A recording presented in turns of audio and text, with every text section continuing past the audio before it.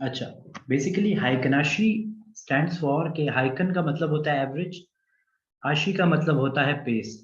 Basically जो आपकी हाइकनाशी candles होती हैं वो आपके जो नॉर्मल आपकी जो जापानीज कैंडल होती हैं उनके एवरेज आउट करके, लेट से आपका आज की जो कैंडल बनी है, जो नॉर्मल आपकी जापानीज कैंडल बनती है, कल वाली जो आपकी हाइकनाशी बनेगी वो आज वाली कैंडल का एवरेज करके वहां से स्टार्ट होगी, उसकी प्राइस को एवरेज करके वहां से स्टार्ट होगी। ये अभी चार्ट पे देखेंगे आपको थोड़ी ज्यादा अच्छी समझ आ जाएगी।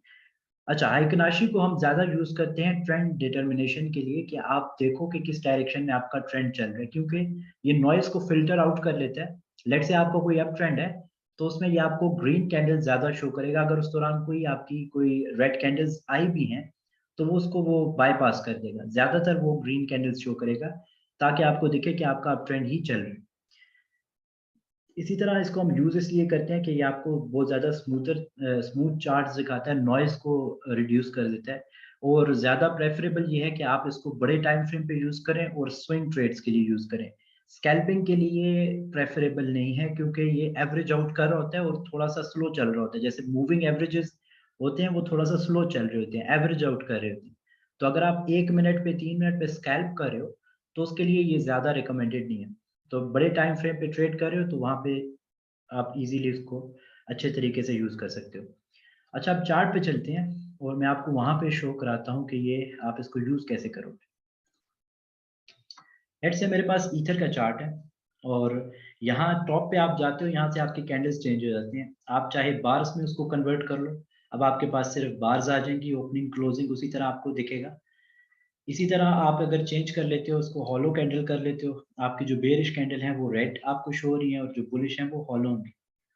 इसी तरह यहाँ से आप इसको लाइन भी कर सकते हो, कि अक्सर आप टीवी वगैरह में देखते होगे वो इस तरह से लाइन में आपको चार्ट नजर आ रहा होता है। इसमें कोई भी आपके पास ये इंडिकेशन नहीं होती या डाटा नहीं होता जिसको आप देख के ये बता सको मार्केट ने किस तरफ मूव करना है।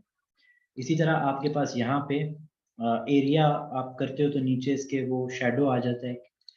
और ये बेसिकली आपके डिफरेंट जो है कैंडल्स के, या आप कह लो कि डिफरेंट पैटर्न्स हैं।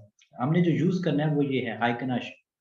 आप इसको ओपन करोगे तो अब आप देखोगे कि कैंडल्स थोड़ी सी चेंज हो गई।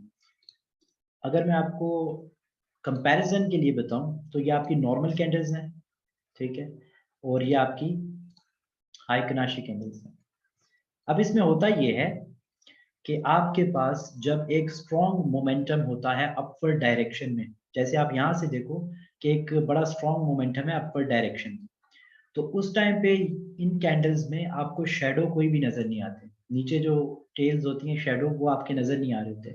तो ये इसका मतलब है कि आपका एक बड़ा स्ट्रॉन्ग अपवर्ड डायरेक्शन में आपका ट्रेंड कंटिन्यू है और मार्केट ऊपर जाने के चांसेस बहुत ज्यादा हैं।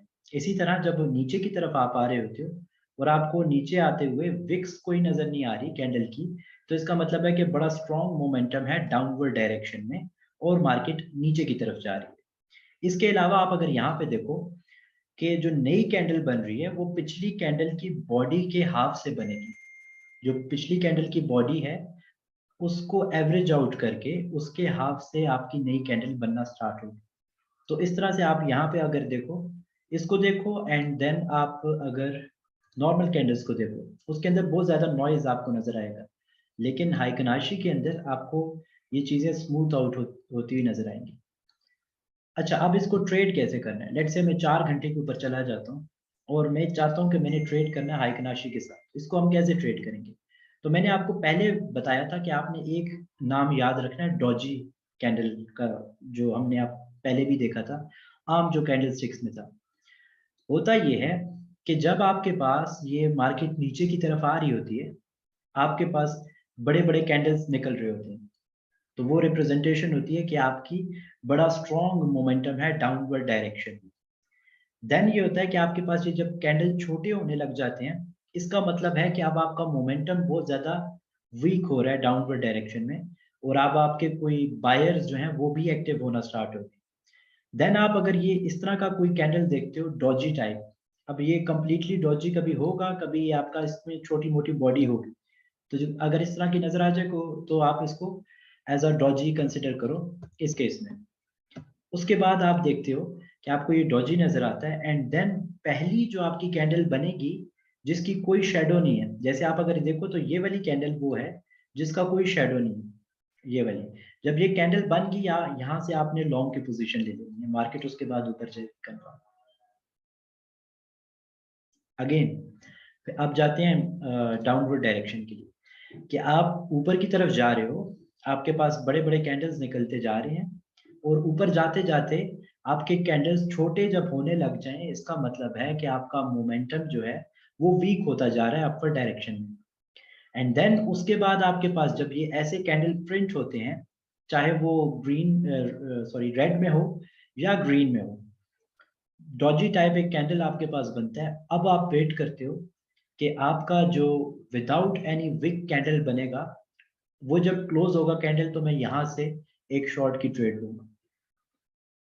इसके साथ आप एक और चीज भी लेके चल सकते हो, वो है आपका ट्रेंड, कि अगर आपका अपवर्ड ट्रेंड है तो आप कोशिश करो कि ज्यादा लॉन्ग की पोजीशन लो, तो आपके ट्रेड्स उसमें ज्यादा अच्छे जाएंगे। इसी तरह डाउन ट्रेंड होता है तो हम ज्यादा कोशिश करते हैं कि शॉर्ट की पोजीशन में।